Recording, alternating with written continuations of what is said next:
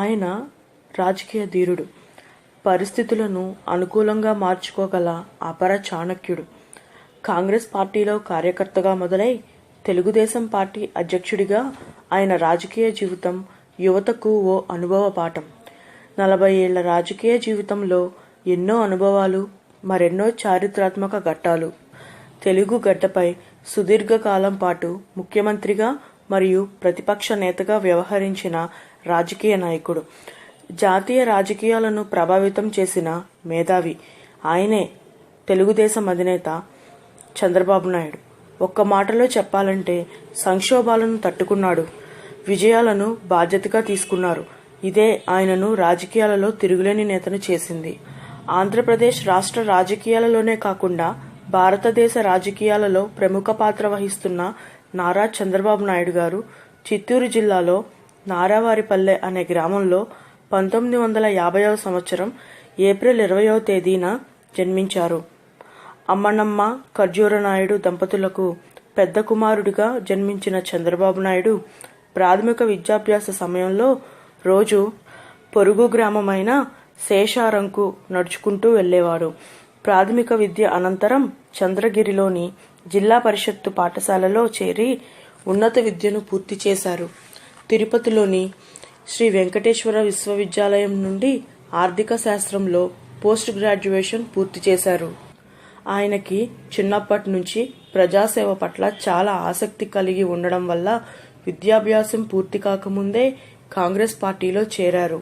చదువుతున్నప్పుడే సెలవులు వచ్చినప్పుడు స్నేహితులను కూడగట్టుకుని గ్రామంలో సామాజిక సేవా కార్యక్రమాలు చేసి పలువురి ప్రశంసలను అందుకునేవారు. శ్రీ వెంకటేశ్వర విశ్వవిద్యాలయం ఎన్నికలలో చంద్రబాబు నాయుడు ప్రతిభ, రాజకీయ వ్యూహ చతురత బయటపడింది. అప్పుడే చంద్రగిరి శాసనసభ నియోజకవర్గం నుండి అసెంబ్లీకి ఎన్నికయ్యారు. కొంతకాలం రాష్ట్ర చిన్న తరహా పరిశ్రమల అభివృద్ధి సంస్థ డైరెక్టర్గా పనిచేశారు. 1980 నుండి 1983 వరకు రాష్ట్ర సినిమాటోగ్రఫీ, సాంకేతిక, విద్య, పశుసంవర్ధక శాఖ, పాడి పరిశ్రమ, చిన్న తరహా నీటిపారుదల శాఖ మంత్రిగా పనిచేశారు. కాంగ్రెస్ మంత్రివర్గంలో ఉన్నప్పుడే ప్రముఖ సినీ నటుడు నందమూరి తారక రామారావు గారి కుమార్తె అయిన భువనేశ్వరీ దేవిని 1981వ సంవత్సరం సెప్టెంబర్ 10వ తేదీన వివాహం చేసుకున్నారు. 1983వ సంవత్సరంలో ఎన్టీఆర్ రాజకీయ పార్టీ తెలుగుదేశం పార్టీ స్థాపించినప్పటికీ చంద్రబాబు నాయుడు అందులో చేరలేదు. కానీ తరువాతి కాలంలో తెలుగుదేశం పార్టీలో చేరి రాజకీయంగా ఉన్నత స్థాయికి ఎదిగి పలు సంచలనాలకు కేంద్ర బిందువయ్యాడు. 1985 వరకు తెలుగుదేశం ప్రధాన కార్యదర్శిగా పార్టీ యంత్రాంగాన్ని పటిష్టం చేశారు. 1994వ సంవత్సరంలో తెలుగుదేశం భారీ విజయం సాధించి అధికారాన్ని సొంతం చేసుకుంది. అప్పుడు జరిగిన ఎన్నికలలో కుప్పం నుండి ఎన్నికై ప్రభుత్వంలో ఆర్థిక రెవెన్యూ శాఖల మంత్రిగా చంద్రబాబు నాయుడు పనిచేశారు.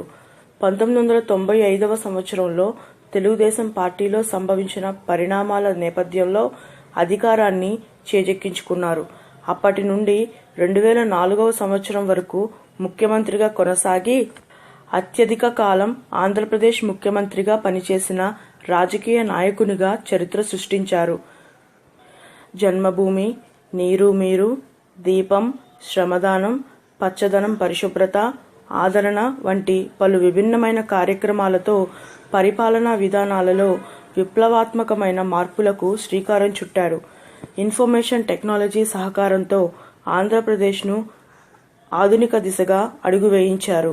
ఇన్ఫర్మేషన్ టెక్నాలజీ రంగంలో చంద్రబాబు నాయుడు కృషికి బిల్ క్లింటన్, బిల్ గేట్స్ వంటి వారి ప్రశంసలు అందుకున్నారు. పనిచేసే ముఖ్యమంత్రి పేరు తెచ్చుకున్న చంద్రబాబు నాయుడు హైదరాబాద్ నగరాన్ని పర్యాటక కేంద్రంగా తీర్చిదిద్దారు. చంద్రబాబు నాయుడు పదవీ కాలంలోనే వరదలు, కరువు రెండూ సంభవించడంతో వ్యవసాయ రంగం భారీగా నష్టపోయింది. 1999వ సంవత్సరంలో జరిగిన ఎన్నికలలో విజయం సాధించినప్పటికీ 2004వ సంవత్సరంలో చంద్రబాబు నాయుడు అధికారాన్ని కోల్పోయారు. 2003వ సంవత్సరంలో తిరుపతి బ్రహ్మోత్సవాలకు వెళుతున్న సమయంలో అలిపిరి వద్ద నక్సలైట్ల క్లైమోర్ మైన్లు పేల్చి చంద్రబాబు నాయుడుపై హత్యాయత్నం చేశారు. కానీ అదృష్టవశాత్తు చంద్రబాబు ఆ ప్రమాదం నుండి గాయాలతో బయటపడ్డారు. తర్వాత జరిగిన మధ్యంతర ఎన్నికల్లో తెలుగుదేశం పార్టీ పరాజయం పాలైంది. నారా చంద్రబాబు నాయుడు ఎన్టీ రామారావు గారు కూతురు భువనేశ్వరిని పెళ్లి చేసుకుని నందమూరి కుటుంబంలో భాగమయ్యారు. ఈయనకు ఏకైక సంతానం కుమారుడు నారా లోకేష్ కు నందమూరి బాలకృష్ణ పెద్ద కుమార్తెతో వివాహం చేసి నందమూరి కుటుంబంతో మరింత అనుబంధం పెంచుకున్నారు. 2014వ సంవత్సరం ఎన్నికలలో విజయం సాధించి మళ్లీ ముఖ్యమంత్రిగా ప్రమాణ స్వీకారం చేశారు. రాష్ట్రాన్ని ఆర్థికంగా నిలబెట్టేందుకు రాత్రింబవళ్లు కృషి చేస్తున్న గొప్ప నాయకుడు. రాష్ట్ర విభజన తర్వాత అధికారంలోకి వచ్చిన చంద్రబాబు ప్రభుత్వం రాజధాని కోసం బృహత్తర సంకల్పం చేసింది. 13 జిల్లాల నవ్యాంధ్రకు రాజధానిగా అమరావతిని ఖరారు చేసి కొత్త ఉదయానికి నాంది పలికింది.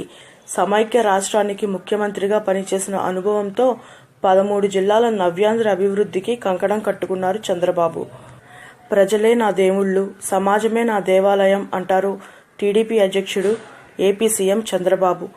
అభివృద్ధి కార్యక్రమం చేపట్టినా, సంక్షేమ కార్యక్రమం చేపట్టినా ప్రజల జీవితాలను బాగుపరచడమే తన లక్ష్యమంటారు చంద్రబాబు. ఈ సంకల్పంతోనే తన పాలనతో ప్రజల జీవితాలను చాలా వరకు బాగు చేయగలిగారు మన చంద్రబాబు. 2014 అక్టోబర్లో వచ్చిన హుద్హుద్ తుఫాను సమయంలో సాటి మానవునిలా దగ్గరుండి ఆయన వంతు బాధ్యతను ఆయన నిర్వర్తించారు. నా ప్రజలు కష్టాల్లో ఉంటే నేను ఎలా గదుల్లో కూర్చొని పనిచేస్తాను అంటూ హుద్హుద్ దాటికి అనాథలా మిగిలిన విశాఖను అక్కున చేర్చుకుని యుద్ధభూమిలో అడుగుపెట్టిన వీర సైనికుడిలా ముఖ్యమంత్రి శ్రమించారు. తుఫాను బీభత్సానికి అతలాకుతలమైన విశాఖ నగరం నేడు సర్వాంగ సుందరంగా మారడానికి చంద్రబాబు నాయుడు గారే కారణం. ఎన్నో సవాళ్లను ఎదుర్కొంటూ ఆయన జీవితాన్ని ప్రజల సేవకే అంకితం చేసిన మహానుభావుడు, అవిశ్రాంత నేత మన చంద్రబాబు గారు. నాయకుడు అంటే ఇలా ఉండాలి అని చెప్పడమే కాకుండా తన పనితనంతో చేసి నిరూపిస్తున్న గొప్ప మనిషి. చంద్రబాబు లాంటి నాయకుడు మన నవ్యాంధ్రకు ముఖ్యమంత్రిగా రావడం, ఆయన చేతుల మీదుగా మన నవ్యాంధ్ర అభివృద్ధి అవ్వడం అంటే ఎంతో పుణ్యం చేసుకుని ఉంటాము. ఒక్క మాటలో చెప్పాలంటే ప్రజల సమస్యలు ఎరిగిన దేవుడు. అందుకే మనలో ఉండి, మనతో ఉండి, మన కోసం ఆయన కష్టపడుతున్నారు. మన రాష్ట్రం కోసం కష్టపడుతున్నారు.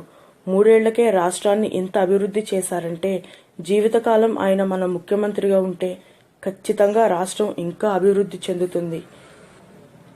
ఈ వీడియో కనుక మీకు నచ్చినట్లయితే మా ఎస్ఆర్సీ టీవీను సబ్స్క్రైబ్ చేయండి.